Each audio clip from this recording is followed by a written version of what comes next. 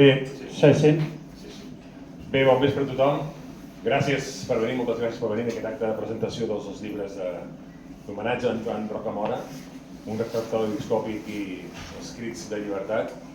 Quan la Montse em va demanar de presentar l'acte, li vaig dir que sí de seguida, perquè amb en Joan ens coneixíem des de feia 30 anys, des dels principis dels 90.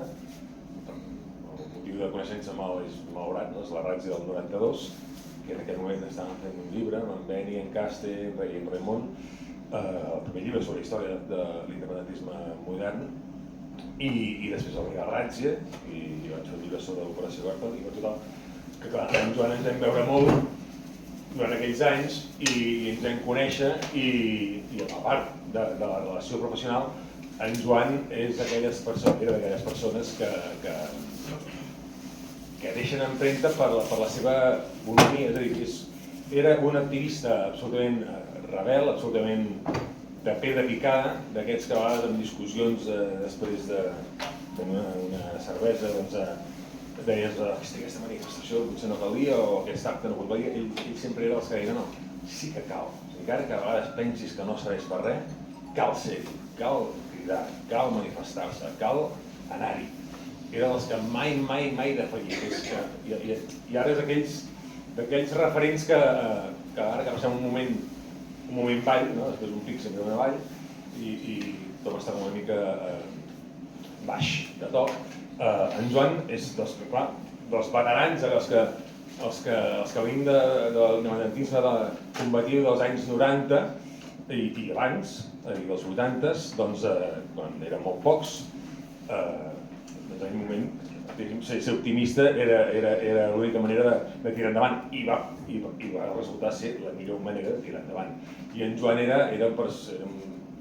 una persona que sempre transmetia optimisme en qualsevol situació i tenia aquesta paradoxa que era boxejador, i estava molt fort, però en canvi no tenia aquest tipus de boxejador, sempre una persona més sorruda, i ell sempre va somriure, aquella bonomia, aquella cara amable, suau, aquella empatia innata que tenia, i per tant era una persona que deixava empremta i que totes les reunions, assemblees, entrevistes, a tot arreu on vam coincidir, les manifestacions, era sempre una persona molt lluitadora però alhora molt alegre, molt optimista, amb una visió molt feliç i molt optimista.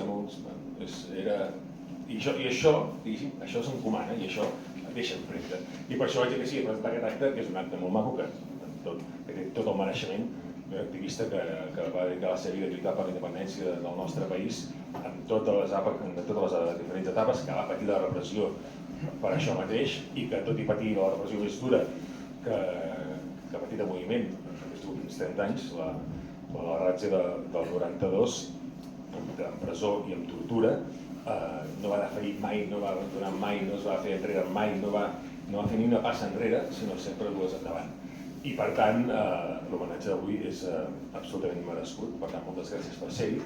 I per usar la figura d'en Joan, doncs tenim aquí uns ulls coneguts, començant per l'Agustí Barrera, historiador maresmenc, tot i que ara no viu a Maresme, però és d'Arenys, ens coneixem d'això, i l'Agustí és un d'aquells, el Joan li deien el savi modest, perquè era més referit, doctor, és un boxejador, activista i doctor. Però en Joan l'he referit a això i podies parlar molta estona de literatura, però l'Agustí és un savi de la història que porta tota la seva vida treballant-la i també va conèixer en Joan. Agustí. Gràcies.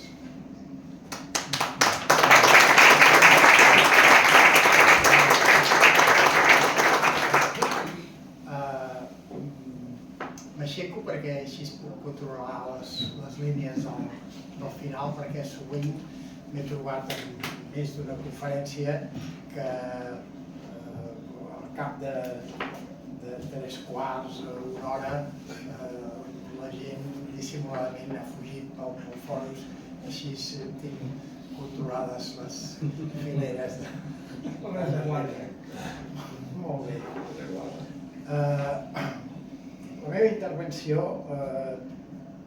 l'he titulat L'amic i el germà, perquè per mi en Joan va ser doblement això, un amic però a més un germà de lluita, un germà d'idees i un germà amb el qual ens enteníem perfectament i les seves anàlisis polítiques, ara m'estic saltant el guió, però les seves anàlisis polítiques sempre eren encertades i mai vàrem tenir una discrepància política, cosa difícil en aquest nostre món polític i més en aquest país, que quan són 5 hi ha una escissió de 3 i només en queden 2. Si hi ha un acte d'amor, jo considero que aquest és la història i això li he pres la cita a la Montserrat Roig, que va néixer el 1946 i ens va deixar el 1991. Descabdellant el film.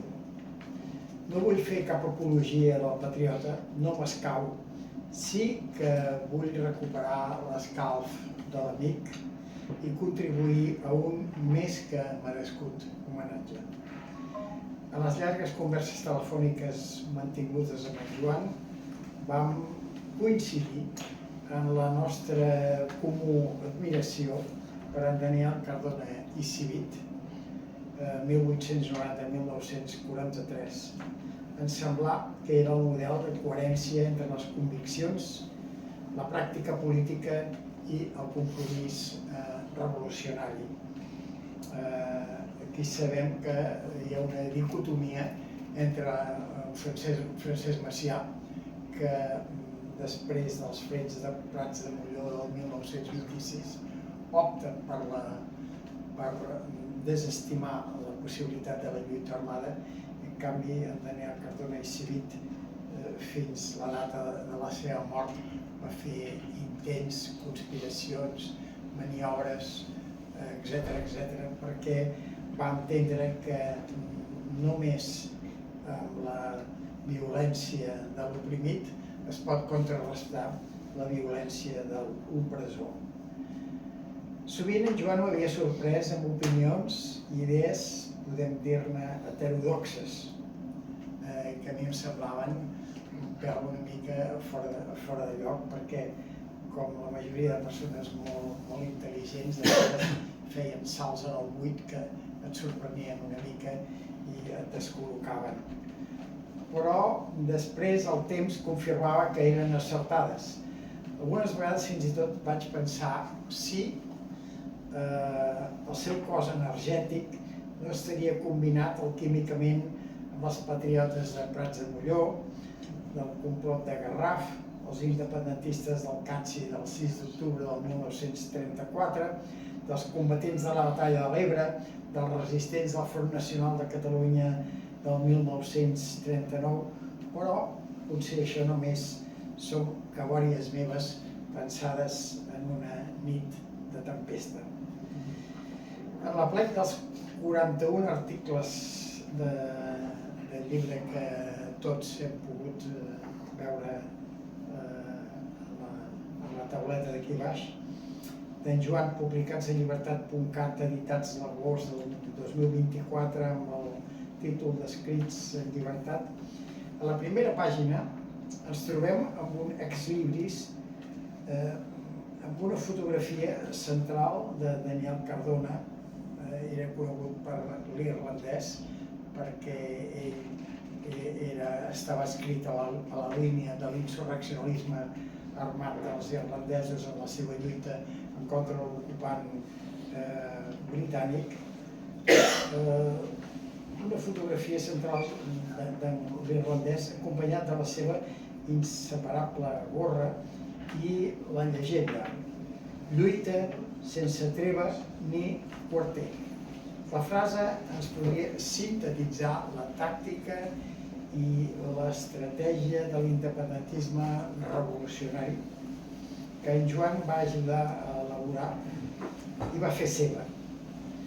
Això explicaria els 4 anys de presó, 1992-1996, que va compartir amb en Pep Fuster, que estava allà mig amagat a la foscoria, que va patir pel delicte de defensar la terra. Ell era, i això sí que és un tret distintiu, que aquí en aquest país doncs de vegades n'hi ha masses, ell era d'aquells estranyes espècimens que va combinar la reflexió amb l'acció. Aquí de vegades patim, no trobem la síntesi, la sinopsi entre la capacitat de reflexió i l'acció. Normalment la gent de carrer no és poc reflexiva. Bé, les dues cames, la reflexió i l'acció, que permeten avançar cap a la victòria. no feia política, això és el que volia dir abans, de taula de cafè. La seva era de confrontació amb el sistema d'opressió colonial. En Joan em recorda la figura del patriota irlandès, al qual jo li tinc una especial devoció, James Connolly, 1868-1916. El 1916 és afusellat pels ocupants anglesos, que va escriure: la causa obrera és la causa d'Irlanda, la causa d'Irlanda és la causa obrera. En els seus articles, James Connolly defensava una nació irlandesa independent i socialista. La feinada. En Joan, junt amb en Carles Benítez, que també està en aquestes darreres línies, són els impulsors del portal de l'esquerra independentista Llibertat.cat, fins que la malaltia li impossibilità seguir portant el timó de la publicació. Les edicions del 1979 neixen el 2012 com a editorial militant per a posar a l'abast de l'esquerra independentista les eines de formació teòrica. Jo recordo, era a Sants, amb un local llòbrec, polsós i força destartalat, que l'editorial va néixer allà. Ell hi era i jo també. Ell impulsà dins l'editorial una col·lecció amb el nom de Llevat. El Diccionari Català Valencià Balear, el Cudemoll, defineix el mot com a llevat, allò que serveix de llavor o causa d'altres coses més importants. De fet, aquesta esquerra independentista havia de ser el llevat d'un gran moviment de masses. El DIEC, el Diccionari de l'Institut d'Estudis Catalans, en diu, el terme llevat, a les fleques i pastisseries massa fermentada que es barreja amb una altra per fer-la fermentar. Una vegada més vaig admirar la seva creativitat, la seva saviesa i la seva sensibilitat política a la tria d'un nom tan escaient. Aquí he col·locat, perquè m'ha semblat adient en el discurs: demanem justícia als tribunals del colonitzador, una pregunta que darrerament ha fet que dormi desvetllat. En el seu llibre Terra Lliure, punt de partida, 1979-1995, una biografia autoritzada, edicions del 79, Barcelona 2012, el text és un estudi acurat, molt acurat, fins i tot en algun moment veus que hi ha fins i tot un excés d'acadèmia, és molt rigorós en el redactat, amb documents de fonts primàries, redactat per algú que va participar en els debats polítics de l'organització. És a dir, no és el mateix anar a l'arxiu a extreure els documents, aleshores passar-los a l'ordinador i després ordenar-los, com algú que estava a primera línia, algú que va viure l'organització. Sobre com es va anar construint amb la dialèctica de la teoria pràctica el cos teòric de l'esquerra independentista i de com sovint era la pràctica que obligava a modificar la teoria. Un text de lectura obligatòria, jo diria, per a qui vulgui conèixer de forma pedagògica el naixement i l'evolució de l'independentisme revolucionari. En Joan, en un acte de generositat, comparteix l'autoria del llibre amb en Pep Fuster, en Carles Sastre i en Carles Benítez, els companys de lluita, en un acte de generositat. Però les 277 pàgines del llibre han sortit fonamentalment de la ploma d'en Joan, crec que és de justícia dir-ho. Vaig acabant, sense l'ajuda de la seva amiga i companya, també al fons, la Montserrat Salvador, estic convençut que en Joan no hauria pogut fer aquest volum de feina. Ella, la Montse, fou el seu suport emocional en la lluita contra les contradiccions del fet de viure i de la lluita per la lluita contra la independència. Cloenda, d'en Joan, en dirien els clàssics Horaci, Odes 3, 26, 2, militave non sine gloria. És servit, no sense glòria. No t'oblidem perquè amb el teu exemple de vida ens has ensenyat el camí de la revolta que ens portarà a la victòria. Fins quan sigui, Joan. Gràcies per la teva tendresa. Salut! Visca la terra!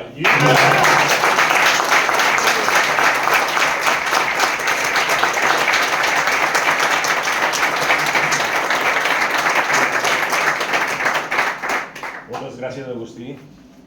I de l'Agustí, que havia discutit sobre política i sobre història amb en Joan, passem a Ramon Panyella, que és doctor en filologia catalana, com en Joan, i per tant discutim molt de filologia i sobretot perquè tots dos els agradava molt, bueno, Joan li agradava molt, la literatura del segle XIX, sobretot el teatre del segle XIX, i amb això hi ha un punt de coincidència molt fort, a part de tota la coneixença, per tant, Ramon. No sé, el micròfon no ens toca? Bé, moltes gràcies. Sí, efectivament, coincidíem amb l'interès i l'estudi per aquest període de la literatura catalana, el XIX, en tot cas ja ho glossaré una mica més en detall. Està bé, han sortit coses amb les quals coincideixo plenament i que jo he fet referència en relació a la faceta d'en Joan que glossaré, la idea del rigor, la capacitat de treball i després també, que tinc anotat, literalment la bonomia que en Joan desprenia i que és el primer que percebies d'ell. Bé, seguiré una mica l'esquema que tinc mínimament redactat. La primera cosa és també fer un agraïment als organitzadors de l'acte. Aquest acte d'homenatge, el pretext són els 2 llibres i aquest seria el tercer temps segurament de l'homenatge pòstum. El primer, si no estic equivocat, el primer llibre encara va sortir en vida d'en Joan, el segon ja no la podeu veure. En tot cas, aquest acte d'homenatge, l'agraïment als organitzadors, també a la Montserrat, no cal ni dir-ho, en Narcís, també s'ha remarcat en David abans, que em sembla que és un acte de reconeixement i d'homenatge que en Joan mereixia per moltes raons, algunes ja han començat a quedar remarcades i n'aniran sortint d'altres. La que jo vull destacar, així és una idea molt general i que em sembla que és compartida per tothom i que defineix la figura d'en Joan en tots els àmbits en els quals ell va actuar, diria la idea de l'exemplaritat del seu compromís amb la nació, amb el seu país, els països catalans i per tant amb la llibertat del seu país i en paral·lel també el seu compromís amb la justícia social. De fet, una cosa, com també ha quedat clara, no es pot separar una cosa de l'altra. El compromís, l'exemplaritat d'aquest compromís que es manifestava amb aquesta militància tenaç, indefallible d'en Joan en tots els àmbits. En el camp de la nació aquest compromís vol dir el que sempre va manifestar i el coneixem amb la cultura, la llengua i també la literatura, i va servir el compromís amb aquests aspectes, la cultura i la llengua i la literatura catalanes, des d'una doble faceta, des d'un doble vessant. D'una banda, ell, evidentment, en l'exercici de la seva professió, era llicenciat en Filologia Catalana i es va guanyar la vida sobretot com a professor d'institut de llengua i literatura catalanes, a secundària, i l'altra manera com jo crec que va servir, perquè més enllà de l'interès pròpiament científic o acadèmic, també segurament no deixa de ser una forma de manifestar aquest compromís i per tant una forma de militància intel·lectual, si li voleu dir això, va servir la llengua i la literatura del nostre país com a estudiós i com a investigador de la literatura catalana. A mi, de fet, estic a la taula una mica per glossar aquesta faceta. També vull dir que qualsevol altre dels col·legues, dels companys de la universitat que van treballar amb ell, especialment el seu director de tesis, hauria pogut estar aquí perfectament. Per tant, el que jo dic crec que pot ser compartit per tots els que vam treballar amb ell a la universitat. El que passa que les paraules, els accents, els matisos són meus. Bé,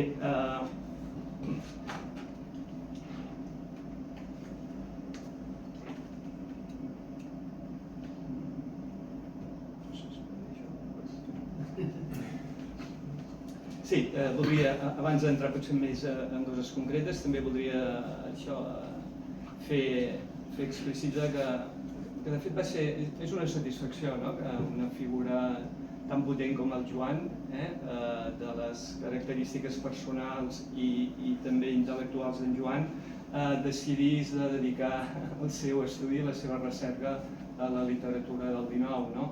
Per als que ens hi dediquem, a estudiar la literatura catalana del segle XIX, doncs comptar amb ell, no diré, com a mínim una gran satisfacció. Si ara digués que és també un honor, però si en Joan fos aquí potser rufaria el nas i diria, no tant, no? Però un honor i una satisfacció sí, perquè ajuda a donar qualitat al conjunt de la feina feta. També és una satisfacció i per dues raons, que veureu que són com dues idees recurrents que aniran sortint, perquè en Joan, amb tot el que feia i també en l'estudi, per tant, de la literatura del XIX, en aquest vessant d'investigador, sempre ho feia amb entusiasme, en aquest cas amb un entusiasme intel·lectual, fins a vegades a uns extrems que es podia fer pesat, i també, evidentment, amb un gran rigor científic i acadèmic, i aquest entusiasme i aquest rigor científic i acadèmic van portar-lo a fer un estudi, una tesi doctoral. És l'únic estudi que va fer sobre la literatura del XIX, però és un gran estudi i per tant diríem que és suficient.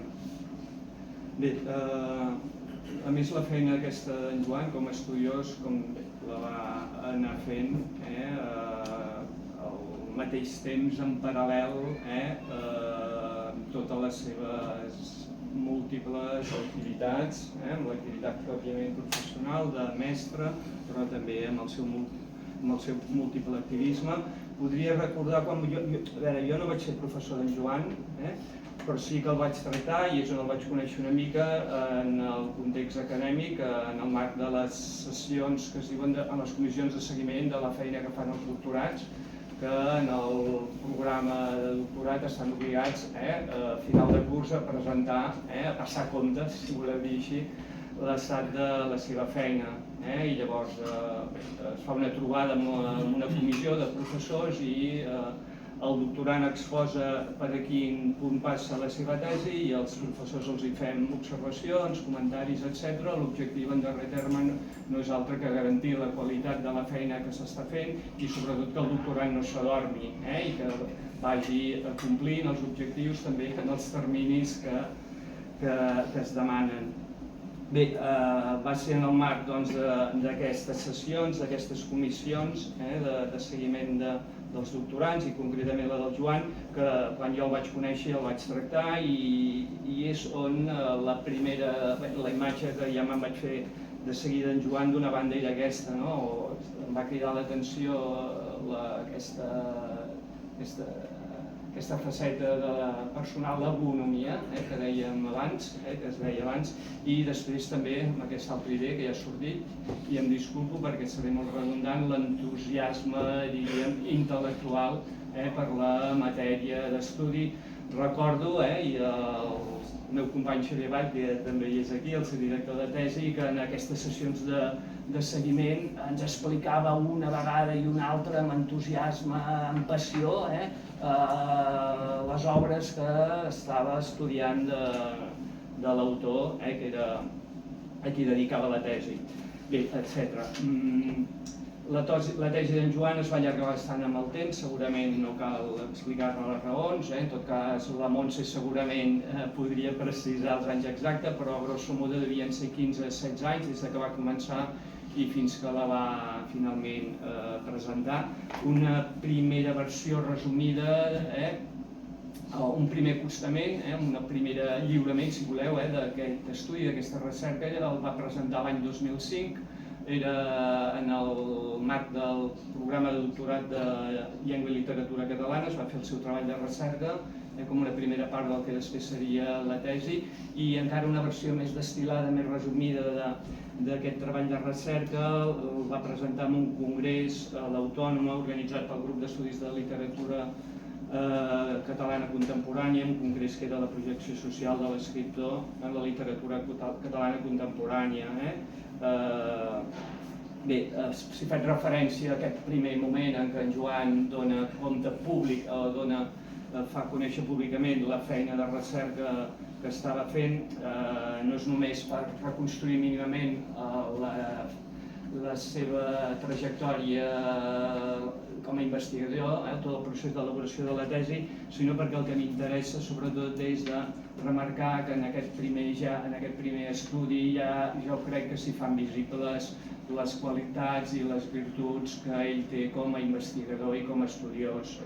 I si em permeteu, si és que no ho he perdut, no està aquí. D'una banda, el coneixement profund que mostra i segur per l'objecte de l'estudi, per al tema concret, però també per al context del tema, per dir-ho així. També una altra virtut que ja fa evident el seu treball és un plantejament metodològic adequat, diríem per simplificar molt, que combina historicisme, anàlisi pròpiament literària de les obres i tot amanit amb una certa sociologia literària. Per tant, són tres aproximacions que em sembla que són absolutament pertinents per encarar-se a l'estudi literari que ell fa. Després també s'ha dit abans una gran capacitat d'anàlisi lectora, molt notable, de les obres de l'autor que estudiava. Després diré qui és aquest autor, i finalment també que no és una virtut menor en els treballs acadèmics i sobretot en els del camp de les humanitats, de la literatura. No és condició gairebé necessària un treball que és molt llegible, amb una prosa, diríem, excel·lent, fluida, etc., precisa, erudita quan ho ha de ser, però en la mesura justa. Bé, aquestes quatre qualitats que després són les que també retrobarem, i si cal encara més ampliades, perquè el personatge, en Joan, ha anat adquirint més experiència i maduresa, doncs les trobarem en la tesi doctoral que va presentar al cap d'aquest lliurament de la recerca i del 2005, la ponència del treball de recerca i la comunicació, i la tesi la va presentar en el primer any de pandèmia, en l'any segurament més dur, el 2020, l'octubre del 2020. En Joan va presentar la tesi a l'Autònoma, era en una sessió molt en petit comitè, al tribunal, evidentment, ell i després el director de tesi, en Xavier Vall, i algun altre professor, i jo mateix i la Montse. Anàvem amb mascareta, la Montse m'ho recordava abans. Bé, en Joan va dedicar la tesi a l'escriptor vuitcentista Rossend Arús, que segurament poc o molt, si més no us sona, 1845-1891, per tant, un personatge que, bé, per donar la cronologia, per situar-lo, si em permeteu, i no sé si caldria, no sé si és oportú i pertinent, perquè tampoc és una classe, quatre dades sobre el Rossend Arús, qui era una figura important, i a més l'estudi d'en Joan contribueix justament a objectivar aquesta centralitat, aquesta importància, doncs una figura important, central de la cultura literària de la segona meitat del XIX. L'extracció social és la menestralia benestant, però alhora il·lustrada, no sé si ell és una petita burgesia. És un personatge polifacètic que es va moure com en Joan. De vegades penso que quan un tria la matèria d'estudi ho tria per un interès científic, però sempre hi ha com un corrent d'identificació, de simpatia, en aquest cas amb l'escriptor. Bé, un personatge polifacètic, activista en múltiples fronts, no només en el camp de la cultura, de la literatura, del món literari, també en el camp polític, en el camp ideològic, etc. Home d'idees progressistes, republicà, demòcrata i sobretot Rossend Arús, si té una imatge, una etiqueta potser més divulgada és l'Arús maçó, el Rossend Arús, membre destacat, rellevant i militant de la maçoneria. Bé, en tot cas, Rossend Arús és una figura molt interessant perquè aquesta figura cultural, política, també amb aquest component ideològic progressista tan fort, i és important perquè és molt representativa del que en Joan anomenava, la idea no és d'ell, però ell la fa seva, del que s'anomena l'altra renaixença.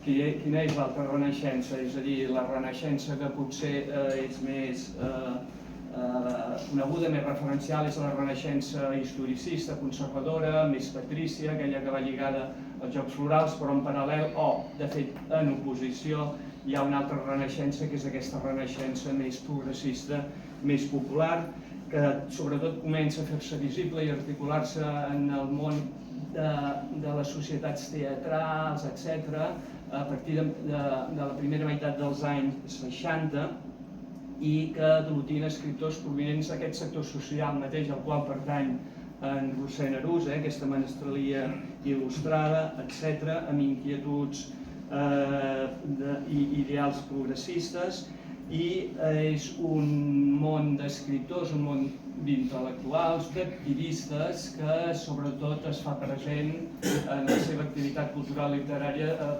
través de dues tribunes, que és el teatre i el periodisme. I teatre i periodisme justament també són els dos àmbits d'actuació principals de Rossend Arús. Ara bé, no sé si m'estic allà.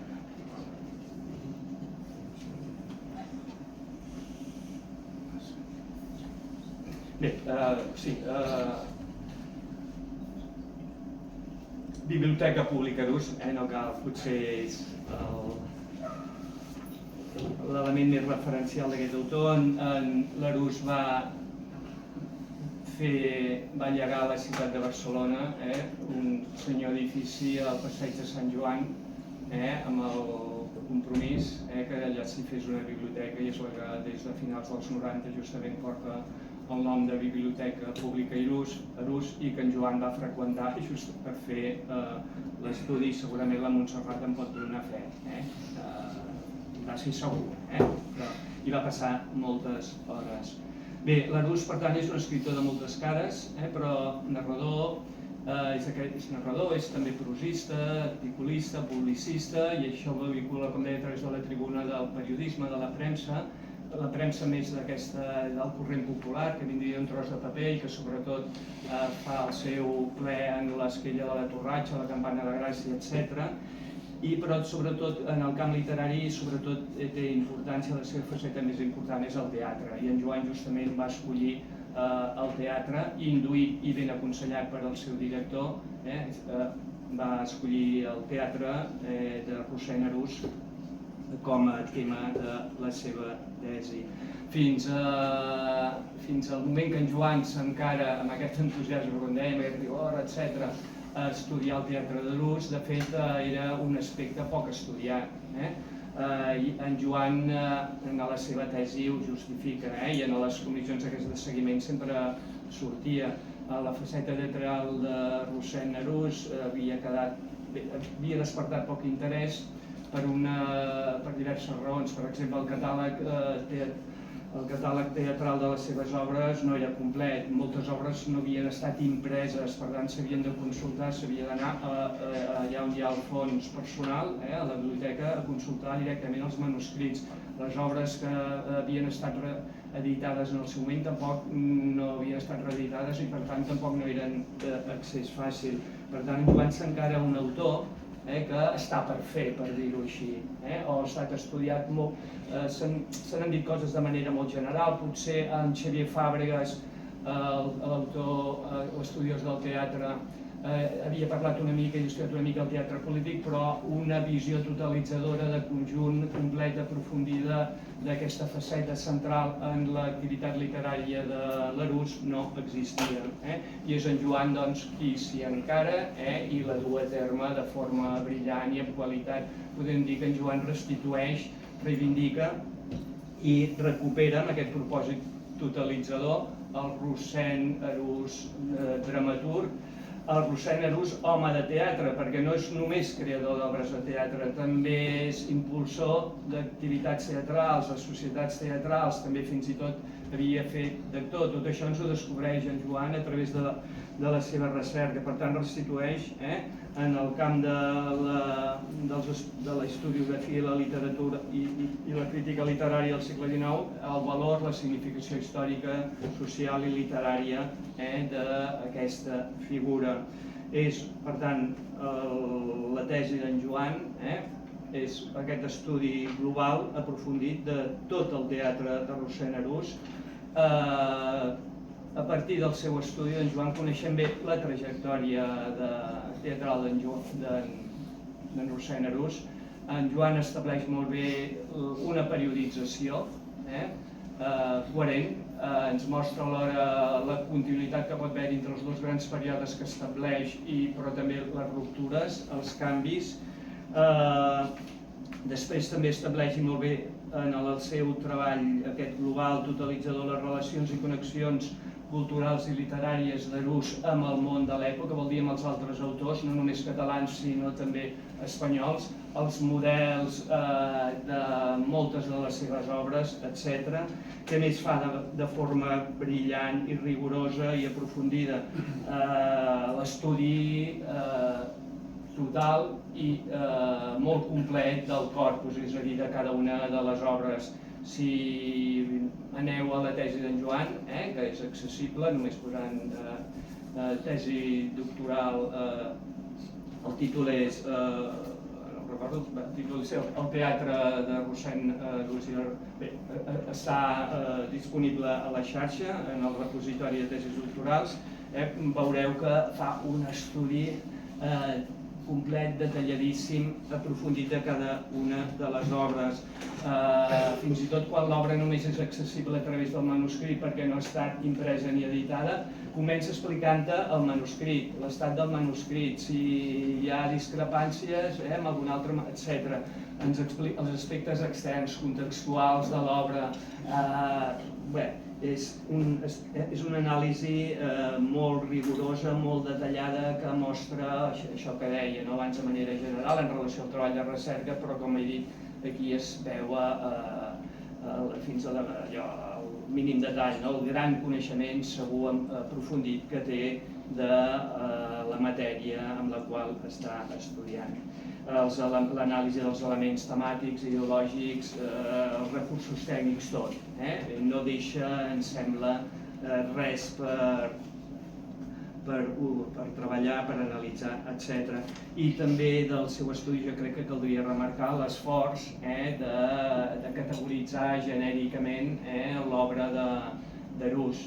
No sempre fàcil, a partir de la mateixa nomenclatura o taxonomia que l'autor utilitzava, però que drama, comèdia, revista política, però ell també fa un esforç d'ordenació, de sistematització que també contribueix a aquesta qualitat global del seu estudi sobre el teatre de Rossend-Arús. Bé, ara sí que acabo, perdoneu. En darrer terme, és un estudi, un treball de molta qualitat. En Joan, per la contribució que fa al coneixement a partir de l'estudi de Rossend-Arús i el seu context, per tant, la contribució que fa al coneixement de la cultura literària del XIX em sembla que és molt rellevant, i com he dit abans, per als que ens hi dediquem és una satisfacció poder comptar amb aquest treball que omple un buit i alhora obre també altres...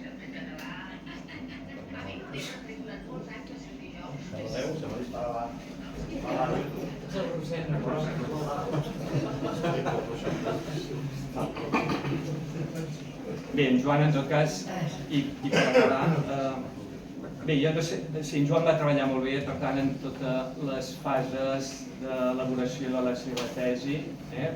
Una tesi és el treball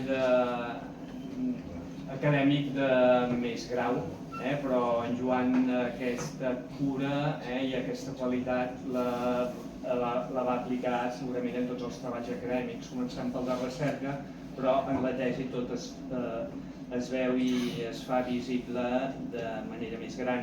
Va treballar molt bé en la recerca, en el treball d'arxiu, de biblioteca, etc. Per tant, la recerca de les fonts documentals primàries, després en el treball, la fase següent, que és què em faig amb aquest material, l'endreça, la sistematització, l'anàlisi, la interpretació, la lectura, etc. I finalment la redacció. Com he dit abans també, una virtut i una qualitat és aquesta prosa de qualitat amb què ens explica la seva recerca. Bé, ara sí que acabo. Jo no sé si en Joan tenia intenció, entrava dins dels seus objectius a mitjà o a llarg termini, seguir dedicant-se a la investigació i a l'estudi de la literatura catalana del XIX. En tot cas, les condicions, les qualitats, com avalen la tesi, aquest estudi magnífic, les tenia, però segurament no té gaire importància. El que sí que sap greu és que la mort prematura va truncar, entre moltes altres coses, aquesta possibilitat, almenys per l'acadèmia, per la universitat, de poder seguir gaudint de la seva feina i per tant de la qualitat de la feina. En aquest cas, com a estudiós de la nostra literatura, de la literatura catalana del XIX, com he dit al principi, és una de les facetes en què es manifesta aquesta exemplaritat del seu compromís amb la nació i amb el seu país. Bé, gràcies.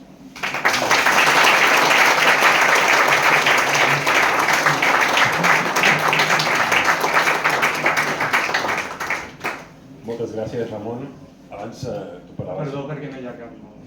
No, però és una bona exposició de la capacitat intel·lectual, de l'entusiasme intel·lectual, de la capacitat de treball que tenia en Joan.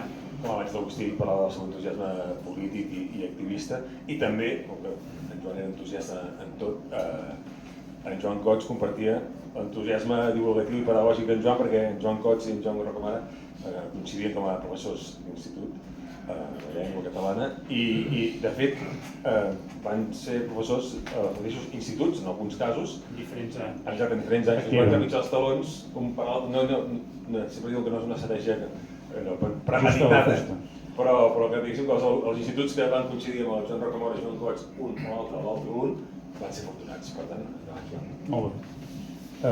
Bona tarda a tothom. Abans de res vull agrair a l'Ateneu Barcelonès el fet que pugui parlar de la poesia del Joan i també vull agrair la complicitat de la Montserrat, el Narcís, el Jordi i tots els que sou aquí presents. No cal dir que estic contorbat per l'emoció de ser un espai tan històric i emblemàtic, així si penso en el discurs de Guimerà del 30 de novembre del 1895 se m'esborrifen els pèls. Però sobretot m'emociona més poder compartir amb tots vosaltres un petitíssim tast de la brillant poesia del meu amic Joan, la qual poesia és diversa temàticament i formal, molt rica quant a l'ús de les figures i tòpics literaris i quant al seu llenguatge connotatiu i plurisignificatiu, i corulla, no cal dir-ho, de referències intertextuals directes i indirectes. Tot seguit us convido a assaborir-la un xic.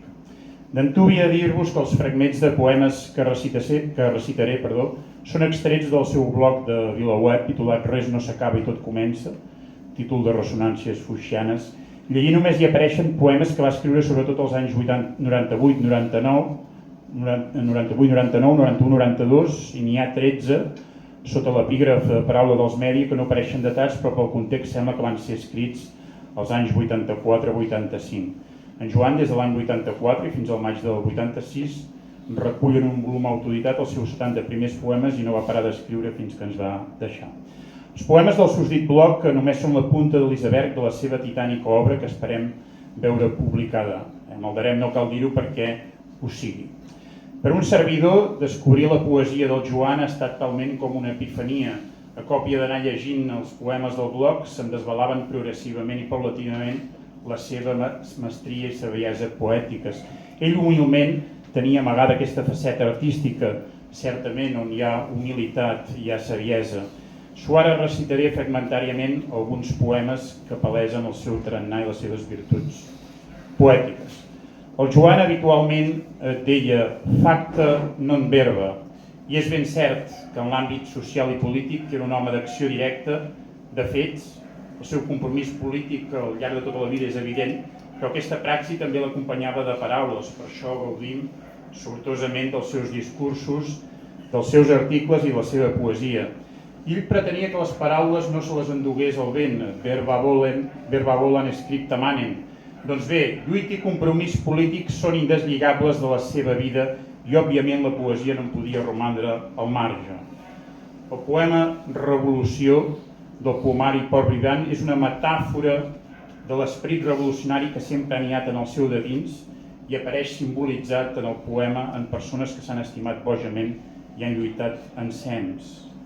Estels en els ulls de la fosca i mirades de desig, estels a les mans i en els punys, una bandera folgada amb el nostre nom, Revolució. El Joan, sempre fidel i lleial al nostre poble, manifesta també aquest esperit de lluita en el poema Joves divises es dressen, en què reivindica l'agermanament dels països catalans en el combat per tal de tenir un mateix esdevenidor. Deixondiu-vos, germans illencs, fem el salut al sud en el temps més vell, que és l'hora de l'atzar. Combatents valencians, deixondiu-vos en els camps i els burgs, feu-li un salut al nord, que també és dempeus. Joves divises ens encaminen fendint el vent. I deixa molt clar qui és el nostre enemic en poemes com Ells i nosaltres, en què en forma de faula reflecteix el tarannà de dues nacions antagòniques. Ells amb l'esguard de la sang i l'obús, nosaltres formiguetes laborioses, nosaltres el gos maltractat i la mula vella, nosaltres el dofí mediterrà i la granoteta autòctona, nosaltres el cuc que rabeja entre aigües tèrboles, nosaltres l'oruga que aviat metamorfosejarà, i ells, ocellam rapinyaire, galls jacobins, àligues borbòniques, botiflaram voltor. I el Joan sap perfectament com les gasta aquest enemic perquè va sofrir en carn pròpia la seva repressió. Així, té 3 poemes autobiogràfics que va escriure quan va romandre a la presó. Per exemple, havien fet voltes, vorejaven les cel·les, l'únic consol del pres són les hores del pati. Havíem fet voltes, vorejàvem les cel·les i ensumàvem defecacions, orines i vòmits. Havíem emprès un camí de lentes passes pel paradís, hores de sol i de pati. Miràvem el sol constant, partíem el temps en hores, dormíem les hores del temps. Però en aquest combat contra els nostres adversaris no està sol. L'acompanya l'icona del seu mitificat Daniel Cardona.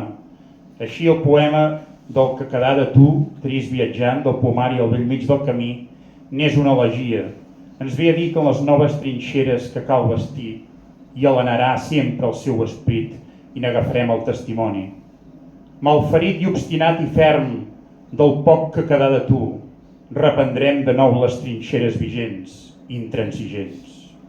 I el Joan és plenament conscient que en aquest embat hi pot haver-hi morts, però com deia Horaci, dulce decorum e pro patria mori, i ho exemplifica clarament en un poema dedicat al seu estimat Salvat Papasseit titulat L'instant que pot oxir-nos i pot enamorar-nos, del poemari Febre de nit, en què marida perfectament amor i mort.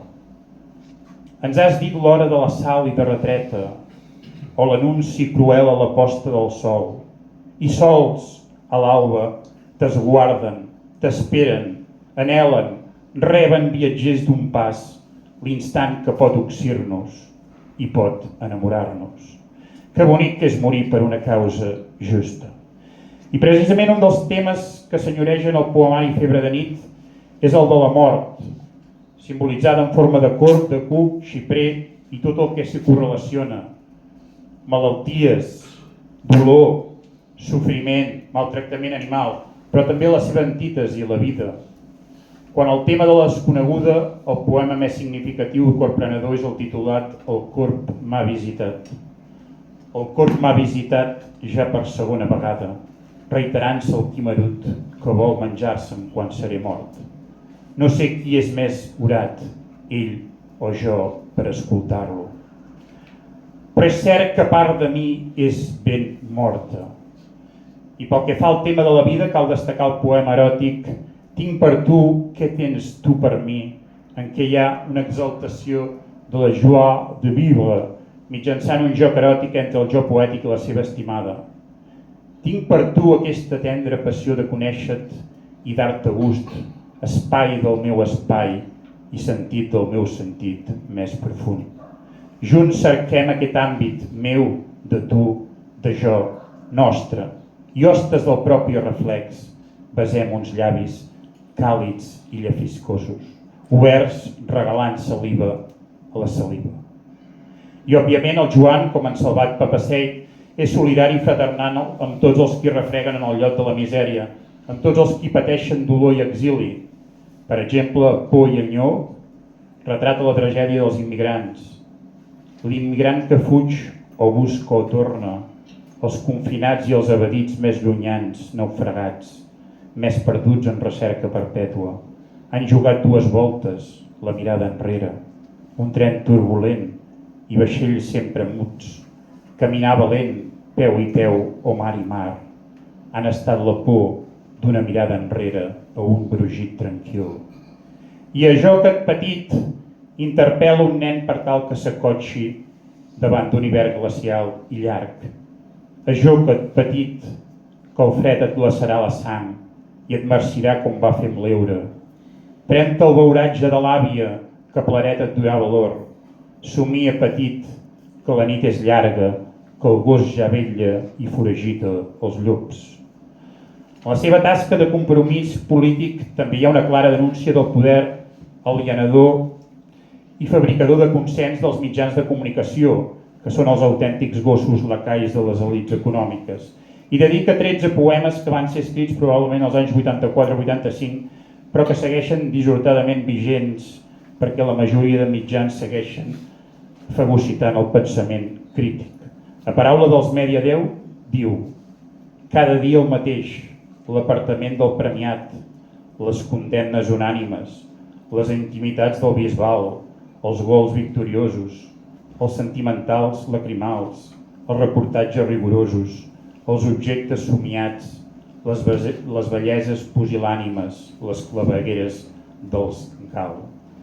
El Joan sabia perfectament que la joia de l'amor ens pot fer immortals i per això cal destacar el poemari Rissos d'Eure, 91-92, l'únic que està dedicat monotemàticament a l'amor i a l'erotisme i que sobreïx de ressonàncies papassetianes, estellacianes i ausesmarcanes. I en el mateix títol hi apareix un element axial de la poètica amorosa rocamoriana, l'eure, que és el símbol o la metàfora de l'objecte amorós que el jo poètic anhela, o una sublimació d'un amor pur que no hauria de morir mai. Esmento un trio de poemes. El primer, La meva boca, cavall de batalla. La meva boca, cavall de batalla, el més temut per l'enemic, en declarar-li la guerra total, amb combats d'emboscada i sorpresa, en els boscos propers al malic. El segon, titulat Se t'engrandeixen els pits. Se t'engrandeixen els pits novament en proporcions bíbliques, desmesurades i imperials sobre el meu rostre, i sóc estirat, atrapat o rendit davant d'un fruit que no és cirera ni és meló, sinó delit d'arbre petit, cobert per meravelles d'eure, arrelat com més petit, més endins. I el tercer, titulat Els teus llavis, porta de sortida i de fugida. La teva boca, el teu nas, corals amb els teus llavis, no se'ls endú el vent, ni els ofega la pluja, els sento present com un viu i entremaliat cavallet de mar, fora de l'aigua. Per concloure, us encoratjo ferventment a descobrir la poesia del Joan i a endinsar-vos en el seu potent, frescal i meravellós món poètic. Acomplim, doncs, una de les seves últimes voluntats que ja premonitoriament anunciava el 1986 en el final del seu poema L'última voluntat. Pretenia que al morir potser abans les gents llegeixin uns meus papers. Demano poc.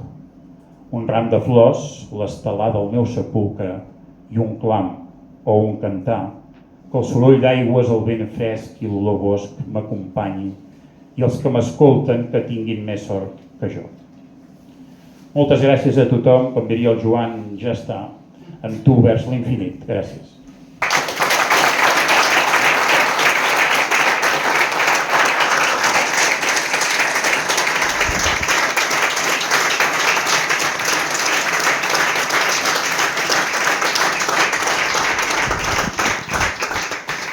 Gràcies, Joan.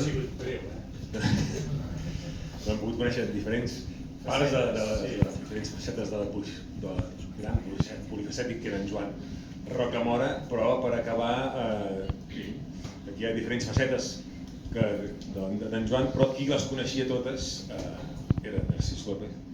Narcís, que si hi ha companys, hi ha coneguts, hi ha amics, el Narcís era l'amic d'en Joan, per tant el coneixia de dalt, de baix, de l'esquerra, de dreta, amunt i avall, i per tant, Narcís, tot teu.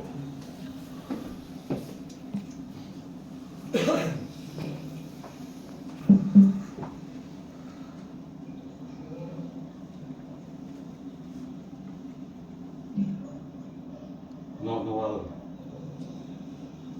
No hi ha problema.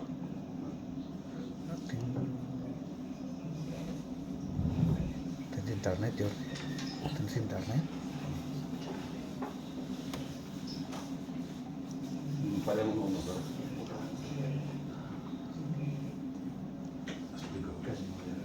Bé, no sé si se sent. Bé, abans de res, amb el tema de les corredisses i arribades a temps i tot això, m'he deixat papers que tenia dels apunts i per tant faré les coses una miqueta de cap. La primera cosa que hauria de fer és tenir un record per tota la gent que el va estar acompanyant els últims dies.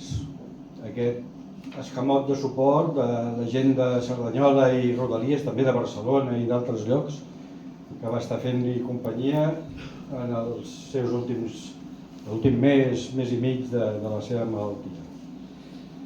L'altra cosa que cal dir abans de començar és que aquest acte pretenia, a part de presentar la figura d'ell, també presentar una miqueta els dos llibres. Aquests dos llibres no haguessin estat possibles sense dues coses. Una, la feina del Jordi Mascarell, que ha estat el macatador, i del Joan Cots, que us acaba de parlar, que ha estat el qui ha estat vetllant tots els textos que han aparegut, sobretot en el segon llibre, perquè el primer eren textos del Joan.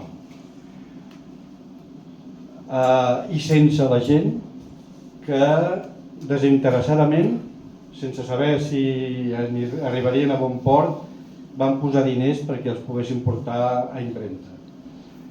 Per tant, un agraïment especial per tota aquesta gent i pel Joan i el Jordi.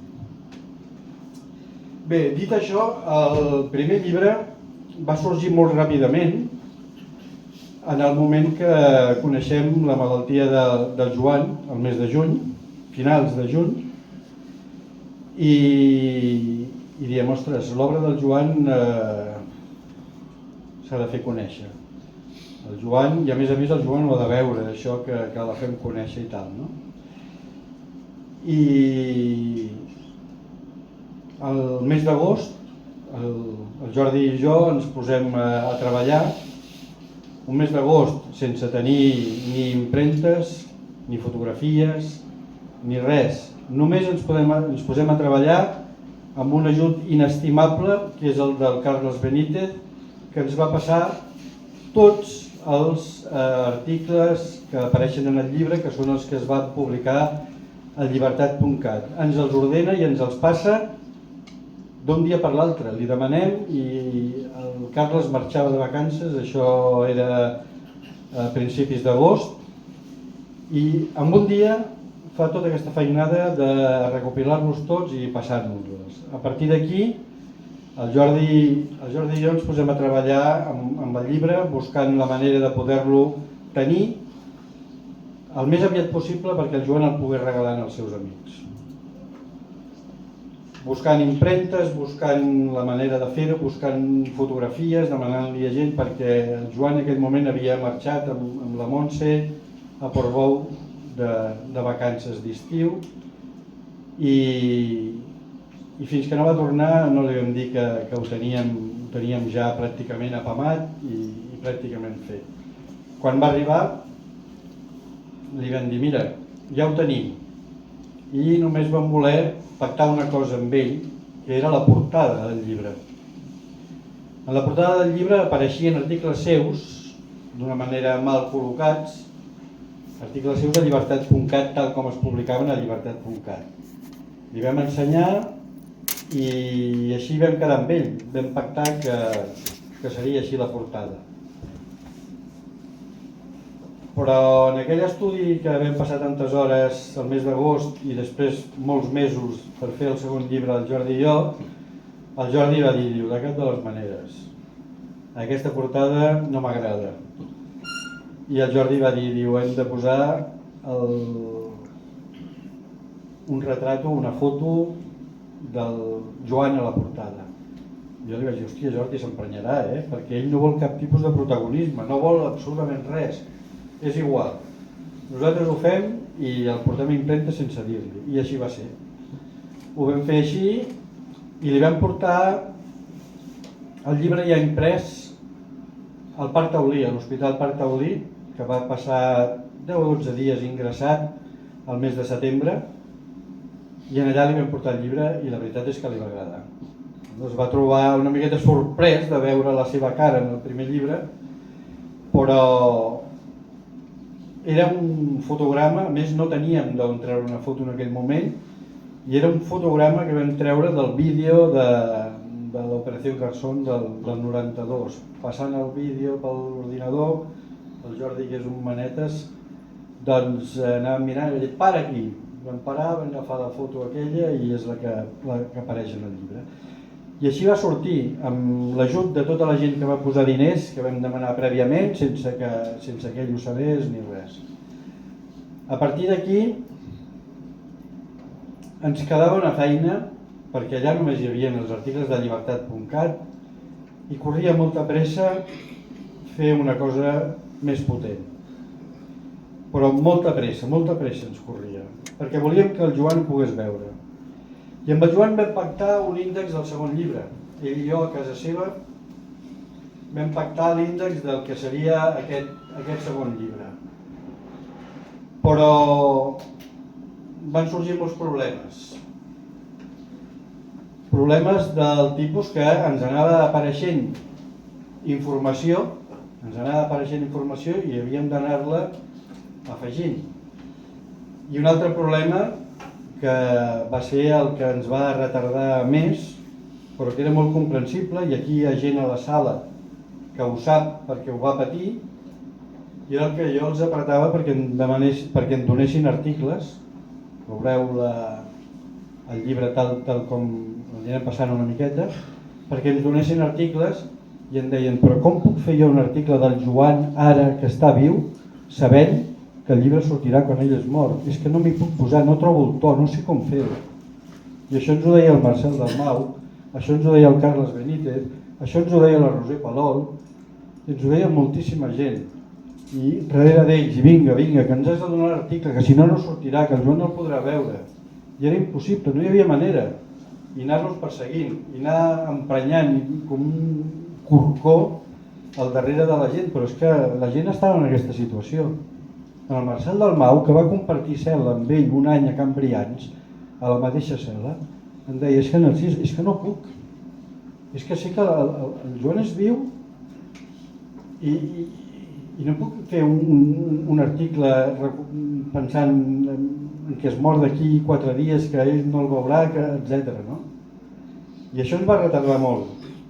Però aquest retard també va fer que el llibre anés creixent i que l'índex aquell que havíem pactat amb el Joan doncs acabés sent el doble o el triple, no? I llavors també hi van haver coses molt emotives. Per mitjà d'una companya vam connectar amb en Bigman. Per aquí, si ho tires una miqueta enrere, aquí el dibuix del Bigman. El Bigman era aquell dibuixant que feia els dibuixos, els retrats amb boli Bic i que durant tot el tema del procés va fer de molts polítics, del president Puigdemont, etc. I que, bueno, ell en part, no només, però en part vivia d'això i cobrava per fer aquells retrats. El Bigman no el coneixia personalment en el Joan, però el vam anar a veure, senzillament li vam demanar sabent que l'havíem de pagar per posar-lo en el llibre, el retrat aquest, i quan li vam demanar un dijous i ens va dir el dilluns el podeu venir a buscar a casa seva, i quan el vam anar a buscar ens el va donar emmarcat i sense cobrar-nos res. El Joan era això, un personatge conegut per molta gent, per la seva situació, perquè va ser juntament amb el Pep, que és per aquí, dels últims de sortir de la presó de la repressió del 92, però que ell no volia cap tipus de protagonisme absolutament en res. I ens va passar que, quan vam presentar el primer llibre, que no era una presentació del llibre, perquè no ho hagués permès ell, que era en vida i que el va poder regalar als companys i amics que van venir allà a Cerdanyola, al seu institut, el vam haver de dur enganyat. Li vam dir que, com que hi havia gent que havia posat diners de tot Catalunya, no els podíem anar a portar el llibre a casa seva ni enviar-lo per correu perquè ens costaria molt car, i que per tant havíem convocat a la gent perquè el vingués a buscar. I d'aquesta manera ens trobàvem tots i era un moment que ell estava molt malalt i no creiem que aquella setmana pogués venir en l'acte aquell, i li vam demanar que ens fes un vídeo que el passarem al final. És un vídeo molt breu, de 2 minuts. Però bé, dèiem que estàvem en aquest segon llibre i va anar creixent, l'índex aquest va anar creixent i ara el anirem passant. Aquí tenim la infantesa, que és molt breu perquè no vam poder tenir un redactat que fos molt llarg de la família. La família estava tocada en aquella època i el Marcos ens va donar quatre referències i vam fer un petit article. Després ve el de la joventut, ve el de la Núria. La Núria la tenim aquí, a segona fila. La Núria va ser una mestra seva d'EGB, no estava pactat en l'índex. La Núria va aparèixer després amb el camí d'anar creixent el llibre. Una mestra que va tenir d'EGB i que encara, fins l'últim moment, eren amics i tenien contacte. Imagineu-vos la manera que tenia el Joan d'apreciar la gent que havia influït en la seva vida. I la Núria hi havia influït sobretot pel tema de la llengua. En Joan a casa seva parlaven en castellà. La seva mare és de Còrdova i parlaven en castellà. I va ser justament amb la Núria que va fer el tomb.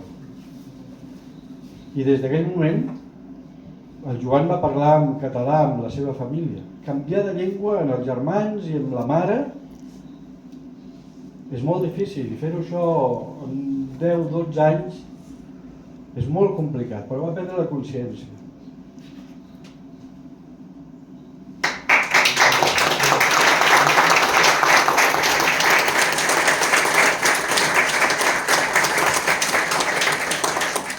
Només vull dir una cosa, però em va superar i de molt. Bé, Després d'això, l'altra faceta que és prou desconeguda del Joan és que durant la seva joventut va exercitar un esport, perquè amb ell tot això del futbol i totes aquestes coses no li agradaven gens, no li interessaven gens, i a més se n'enreia de nosaltres. Quan el Josep Colom i jo parlàvem del Barça i tal, se n'enreia de nosaltres perquè deia que tot això era... Però l'esport de la boxa sí que el va agradar, i el va agradar perquè ell entenia la boxa, deia, la boxa és com una dansa. I la boxa per ell, en el barri de Gràcia, on va estar en el gimnàs que hi va anar, deia que era un lloc d'integració de barri, de la gent que estava pel carrer, fins i tot en aquell gimnàs fent boxa hi havia gitanos. Per tant, els joves que podien estar perdent-se pel carrer estaven arreplegats allà. Hi havia un senyor que els ensenyava a fer un esport, fins al punt que el Joan va arribar, aquí es veu, a ser campió de Catalunya amateur l'any 92 del seu pes, campió de Catalunya, febrer del 92. El juny del 92 entrava a la presó, però el febrer del 92 era campió de Catalunya amateur del seu pes. La presó. Van ser els últims, el Pep també és per aquí, el Pep Musté van ser els últims en sortir, 4 anys, però es van mantenir ferms fins a l'últim moment. I en el llibre apareixen algunes coses interessants. Veure com la misèria d'aquesta presó, en aquest cas catalana, Can Brians, hi ha un paper aquí de visita, en què hi anava un advocat i 2 germans, i només tenien 20 minuts de visita. Està present aquí, els fulls aquests. I també hi ha un full de l'economat. Veieu què demanava el Joan a l'economat? Celo i uns bolis o rotuladors per escriure, perquè mai va parar d'escriure. També a la presó va fer poesia, encara que tota la seva producció literària, tant la poesia com algun relat que té, etc., era molt íntima, no la feia conèixer. L'hem conegut molt després i en alguns casos fins i tot després que ell ja no hi fos, com el relat eròtic que apareix aquí en el llibre, hi ha un relat eròtic. Bé, doncs dèiem, aquí a la presó el capítol aquest hauria pogut estar llarguíssim, perquè tenim un dossier, la Montse conservava un dossier, conservava el Joan, o tenia la Montse un dossier de tots els càstigs que anava rebent contínuament, perquè es queixava absolutament de tot. Des de dir-li en el director de la presó que què passava amb l'economat, perquè era més car l'economat de la presó que un supermercat del carrer, fins a enfrontar-se amb els carcellers, que tal com havia comunicat més d'una vegada, deia, ens van tractar millor a Cala Meco o a Carabanchel que no pas a Can Brians.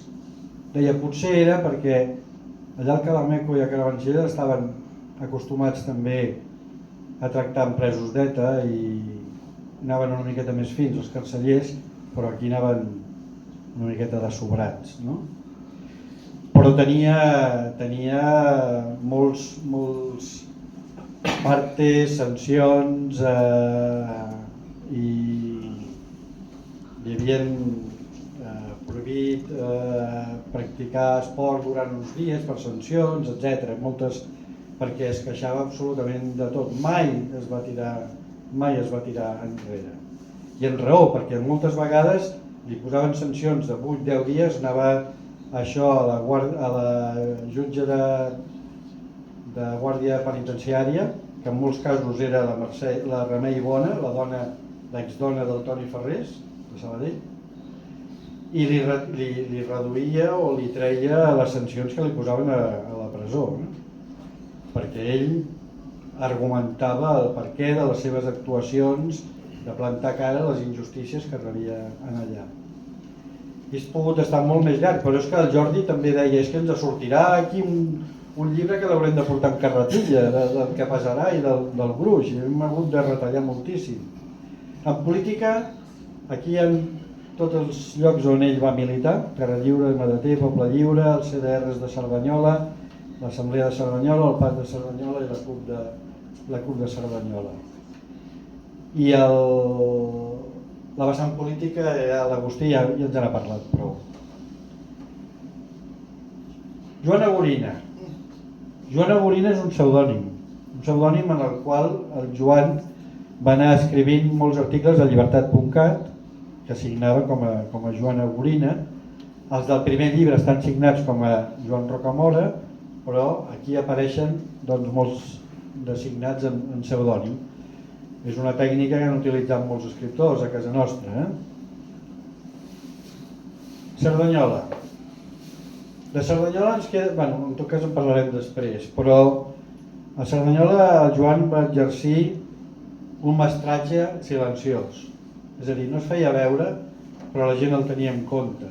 Amb les candidatures en les quals va participar, on tot el tema dels moviments socials, tot el tema dels residus, del centre direccional, de la contaminació al poble, etc. Va ser un puntal que feia una feina sorda, però que era fonamental. La gent l'escoltava i estava en l'òrbita de les seves reflexions. Va estar afiliat amb diversos sindicats en funció d'èpoques i d'anys, aquí els tenim, i on va potser fer força feina va ser a l'Austec, els anys que va estar treballant a secundària, i la intersindical va tenir un final, com molts d'altres hem tingut, bastant lamentable, del qual va ser expulsat juntament amb una vintena més de persones, amb uns actes absolutament vergonyosos per part de la central sindical. Una foto d'una companya sindicalista que també és aquí a la sala. Una foto, un retrat, vull dir, un pastel, no? Era? Esther? Sí, un pastel. Un pastel. En l'article, en l'apartat de sindicalisme, hi ha uns quants companys de sindicat que fan articles. Un és el de l'Esther, que va compartir també i també va ser expulsada, també va compartir anys de docència. La docència, el Joan va estar en alguns instituts de Terrassa, va estar a Cerdanyola en el Gorgs i va acabar la seva feina en el Banús. Demà, l'Institut Banús, demà farà un any que va morir el Joan, demà l'Institut Banús no farà classe a l'última hora i d'1 a 2 tots els alumnes baixaran al pati i plantaran una olivera. El doctorat, el Ramon ja ens n'ha parlat prou, de la creació literària el Joan també, però hi ha molta més creació. Aquí és una entrevista que vam trobar, en què s'hi pogut posar moltes més, però és que el Jordi no deia prou, no podem continuar engruixint el llibre perquè serà impossible al final d'editar-ho. Hi ha una entrevista amb el Titot, que es va fer en una revista l'any 2003, em sembla que era, una revista digital que ja no existeix, però que la vam trobar amb un ordinador del Joan, que encara s'han de buidar, això la Montse s'hi ha de posar algun dia, però hi ha una entrevista en el Titot del 2003, i haguéssim pogut posar moltes entrevistes que va fer a gent a llibertat.cat, per exemple la Maria Antònia de l'Estell de Mallorca, hi ha moltes que van anar fent. Aquí hi ha diverses cartes, a part de les cartes de la presó, que en l'apartat de la presó hi ha l'apartat de les cartes, i gent que el va escriure, algunes durant la malaltia, d'altres en altres moments, i reconeixements de gent diversa. Aquest company de la franja. I aquest apartat era quan ja teníem el llibre tancat. Vam començar a treballar en el llibre a l'octubre. El Joan va morir el 20 de novembre i el llibre no el vam tenir fins a l'abril. Fixeu-vos si se'ns va allargar. Volíem que el veiés. No va ser possible però vam fer una separata de 12 pàgines amb el mateix format, el mateix tipus de maquetació, etc. I ell va veure 12 pàgines d'aquest llibre. I quan ja el teníem, un dia en l'estudi del Jordi diem, escolta, el Joan ha viscut 27 anys amb la Montse i no apareix en el llibre, la Montse. Això és impossible. La Montse ha estat una persona important en la seva vida i ha de ser-hi. I vam afegir el capítol del Joan i la Montse. I aquí ja hi ha la cerimònia de comiat, amb les intervencions del comiat, etc. Bé, dues coses. N'he deixat els papers i me'n deixo moltes, però n'hi ha dues que són importants. Hi ha coses en el llibre que hi són per expressa voluntat del Joan, sense cap ànim de revenja, però perquè se sàpiga. Una de les seves màximes era: les paraules queden i el que jo he escrit vull que quedi tal com ho he escrit, i el que he escrit, el que sigui, doncs, perquè les paraules se'n van i l'escrit queda. Una d'aquestes coses és la renúncia d'aquest gran advocat que ha tingut l'independentisme, l'August Gil Matamala, la renúncia a la defensa del Joan Rocamora i el Pep Musté. És present en el llibre amb un escrit del propi Gil Matamala adreçat en el jutjat on renuncia a la defensa del Joan i del Pep, que se sàpiga, sense cap ànim de revenja. Una altra és la novel·la inacabada, que és una mica una explicació i una paròdia del desastre aquest de l'Intersindical, que era conscient que no l'havia acabat, però que volia que hi fos, i dic, per expressa voluntat seva. I el que hi ha també és alguna cosa que es va descobrint, com per exemple una carta que li adreça des de la presó en el David Fernández, perquè de cartes de la presó haguéssim pogut posar, no parava d'escriure, però en una d'aquestes cartes li diuen al David Fernández: mentre nosaltres estem aquí a la presó, el Vázquez Montalbán se'n va a sopar, i a més ho diu per la tele en un programa de l'Otero, se'n va a sopar amb el jutge aquest que no ha investigat les tortures, amb el Garzón, i nosaltres som a la presó encara. I el Montalbán se'n va a sopar amb el Garzón i a sobre ho explica per la tele. Cosetes d'aquestes val la pena que se sàpiguen, i el Joan en tenia un pou. El que passa que se les quedava per ell, igual com la seva producció poètica i literària. No la feia conèixer, no la compartia, era una cosa d'ell. I l'altra cosa és que ens queden 2 llibres per fer com a mínim, si no 3. El tercer potser l'hauria de fer el Carles Benítez, però els 2 que ens queden és el Joan com un cerdanyolenc d'acollida. Va passar molts anys a Cerdanyola, va fer moltes coses i valdria la pena només dedicar aquest apartat, entre altres coses perquè va escriure moltíssims articles d'una revista local que es diu Tot Cerdanyola, de tot tipus. I l'altra cosa, que aquí estem compromesos i ho farem, però això és una cosa de temps, perquè la seva poesia és molt extensa. Jo crec que devem tenir més de 200 o 300 poemes, i és la publicació de la seva poesia completa. Ho farem, igual que hem fet aquests 2 llibres, farem també la poesia completa del Joan. I amb això, doncs, res més, només ens queda anar explicant qui ha estat el Joan i què ha representat per nosaltres i pel país.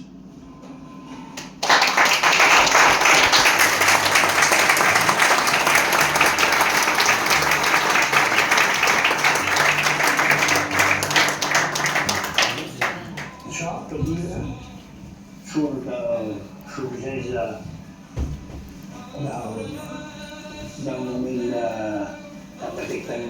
vol celebrar, jo parlo amb el Narcís i li demano, ja recollim-me tots aquests articles.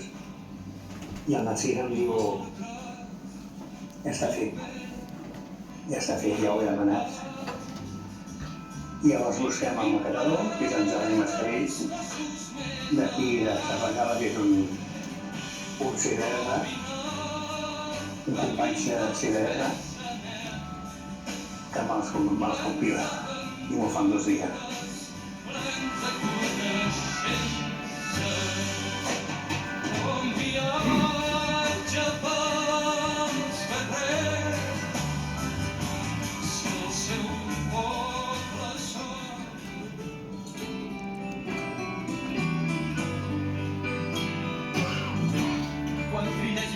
D'aquí surt la idea del llibre. I ara me'n fan un altre, amb la poesia i tot això, de millor qualitat. Un paper cuixer i tapes dures i etc. Serà el segon round.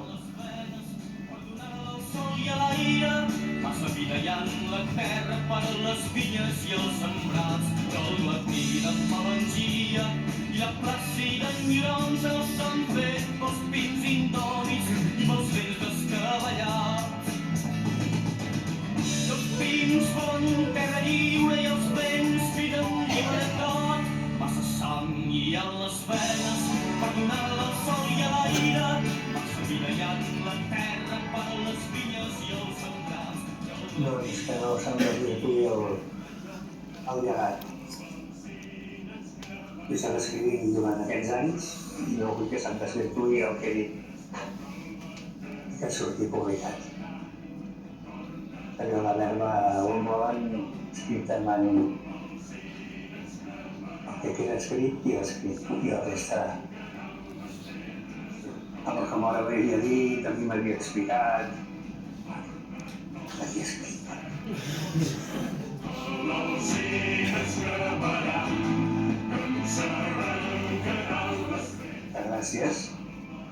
Gràcies per la confiança i gràcies per l'aportació.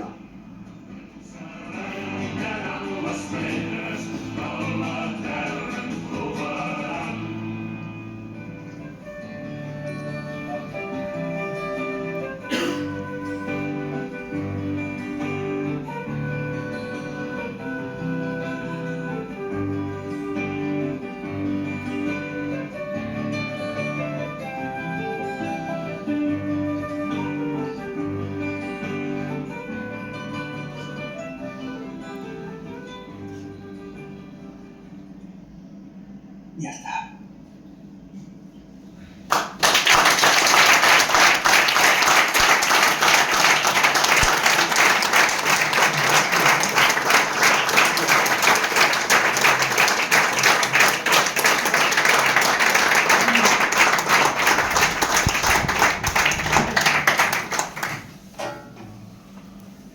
Gràcies a tots per venir, de part dels amics, de part de la música, de part del Tom.